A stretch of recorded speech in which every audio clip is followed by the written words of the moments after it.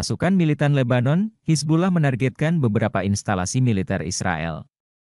Suasana mencekam kala sirene Israel berbunyi dan ledakan terjadi di mana-mana. Salah satu target serangan Hizbullah ialah pangkalan pengawasan udara penting di Gunung Meron. Dikutip dari Russia Today, pangkalan itu diserang menggunakan puluhan roket dan drone pada Sabtu, 27 April 2024. Serangan ini diluncurkan setelah sebelumnya Israel menyerang wilayah Lebanon pada hari sebelumnya. Dari video yang beredar, serangan diluncurkan saat malam hari. Suara sirene merongrong memecah keheningan malam. Sementara terlihat luncuran rudal lalu meledak di sejumlah titik. Namun, pasukan pertahanan Israel, IDF, mengklaim semua roket tersebut berhasil dicegat dan jatuh di area terbuka. Tak ada korban luka maupun kerusakan yang ditimbulkan akibat serangan rudal itu.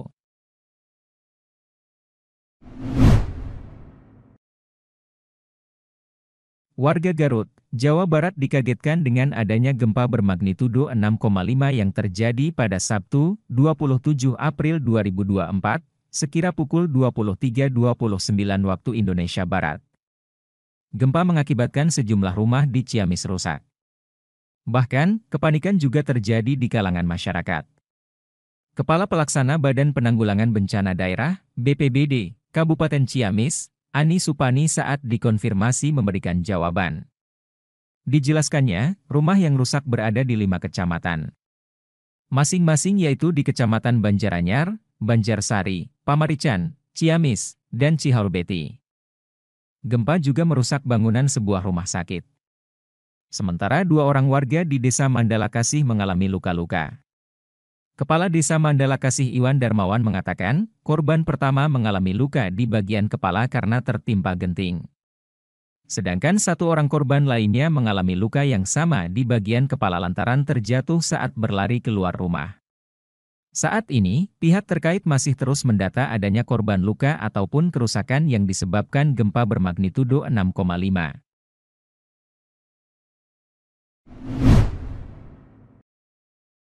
Istri Brigadir RAT anggota Satlantas Polresta Manado menyebut jika sang suami saat ini bekerja sebagai ajudan di Jakarta. Sebelum meninggal, korban sempat mengeluh soal pekerjaannya.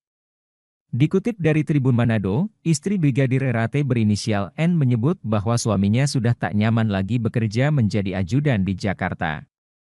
Pengakuan korban disampaikan ketika melakukan sambungan telepon dengan sang istri. Meski demikian, N mengaku tak tahu alasan sang suami sudah tak nyaman lagi bekerja. Menurut sepengetahuan N, Brigadir RAT menjadi ajudan dari seorang polwan. Bahkan disebutnya, polwan itulah yang membawa korban untuk kerja di Jakarta. Namun, N enggan menjelaskan siapa sosok polwan yang dimaksud. Ia mengatakan insiden tersebut harus diuji secara balistik. Mulai dari siapa pemilik mobil yang digunakan korban untuk mengakhiri hidup. Termasuk senjata yang digunakan apakah benar milik sendiri atau bukan.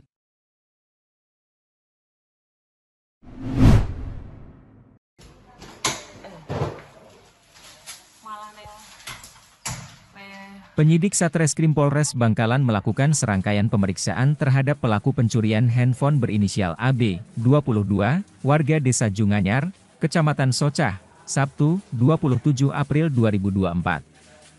Ia mengaku tidak hanya mencuri ponsel namun juga beberapa sepeda motor di lokasi berbeda di kawasan Kota Bangkalan dan Kecamatan Socah. Di sela pemeriksaan, Kanit Pidum Satreskrim Polres Bangkalan, Ibtu Herli memperlihatkan AB sebuah rekaman CCTV yang merekam aksinya saat melompati pagar rumah mewah di pinggir jalur protokol Desa Gilih, Kecamatan Kamal pada 3 Maret 2024. Pelaku menyaksikan dengan seksama rekaman CCTV bahkan terkesan tidak mengedipkan mata. Kasat Reskrim Polres Bangkalan, AKP Heru Cahyo mengungkapkan, dari rekaman CCTV itulah pihaknya melakukan serangkaian penyelidikan untuk mengidentifikasi orang-orang yang diduga pelaku. Hasilnya kemudian mengerucut kepada satu sosok, yakni AB. Perkara pencurian HP itu dilaporkan pemilik rumah, Wahid, 49, ke Polsek Kamal pada 6 Maret 2024. Terungkapnya kasus pencurian ponsel itu berawal ketika polisi berhasil menemukan ponsel milik korban di tangan seorang pria berinisial SM, 41, warga Desa Gilih, Kecamatan Kamal. Dalam rekaman CCTV, pelaku AB tidak beraksi sendirian. Saat pelaku melompati pagar rumah setinggi sekitar 4 meter, seorang rekannya menunggu di luar pagar dengan posisi standby di atas sepeda motor jenis Matic berwarna putih hitam. AB beraksi melompati pagar mengenakan sweater berwarna hijau. Saat berjalan memasuki pekarangan rumah, pelaku AB memasang kerudung sueater untuk mengaburkan wajahnya. Ia dengan leluasa memasuki pintu rumah yang dibiarkan terbuka. Aksinya di dalam rumah mewah tidak lebih dari 1 menit, pelaku kembali keluar melewati pintu rumah dengan langkah tergesa. Namun langkahnya sempat terhenti hanya untuk mengambil sebungkus rokok yang berada di pelataran rumah. AB kini terancam hukum pidana maksimal selama 7 tahun penjara. Sebagaimana dirumuskan dalam pasal 363 KUHP tentang pencurian dengan pemberatan. Peristiwa terjadinya pencurian pemberatan yang terjadi pada hari Minggu tanggal 3 Maret tahun 2023, yang mana 2 orang pelaku ini aksinya terekam CCTV. Kemudian dari anggota Satreskrim melakukan penyelidikan, mengidentifikasi CCTV tersebut, diketahui bahwa pelaku berinisial A melakukan pencurian barang berupa handphone.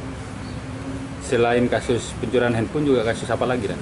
Setelah yang bersangkutan kita upaya paksa, kita tangkap, di situ kita kembangkan, yang bersangkutan mengakui telah melakukan pencurian kendaraan bermotor di beberapa TKP wilayah kota Bangkalan dan Kecamatan Soca. Di CCTV itu dia loncat Sesuai dengan rekaman CCTV yang viral sempat beredar, mungkin rekan-rekan media juga mengetahui, 2 orang itu salah satunya pelaku yang kita tangkap itu melompat memanjat pagar, kemudian masuk ke rumah dan berhasil mengambil handphone. Sementara kami terapkan pasal 363 ayat 4. Ancaman 7 tahun. Ancaman hukuman 7 tahun.